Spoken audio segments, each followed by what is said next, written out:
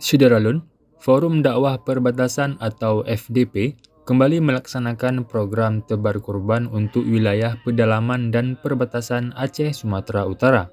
Ini merupakan tahun ketiga program tersebut dilaksanakan.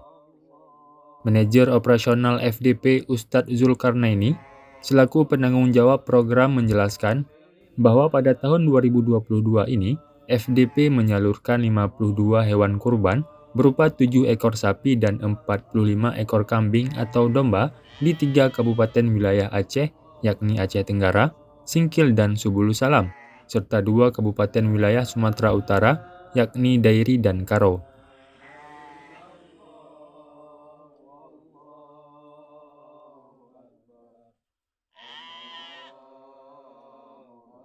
Ketua FDP Dr. Nurkalis menyampaikan ucapan terima kasih kepada kaum muslimin yang telah mempercayakan FDP untuk menyalurkan hewan kurban mereka ke pedalaman.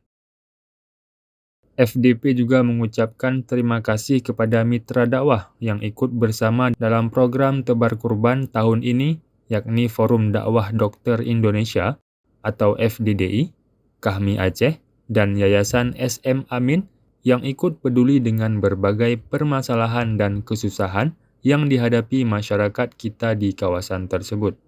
Sementara itu, Dr. Abizal selaku Sekjen FDP juga memaparkan bahwa selain program tebar kurban dan beberapa program lain yang terus berjalan, saat ini FDP juga sedang menyiapkan beberapa program prioritas, yakni mendirikan Islamic Boarding School yang terintegrasi dengan Mu'alaf Center dan Pusat Rehabilitasi dan Terapi Al-Quran serta markas besar FDP.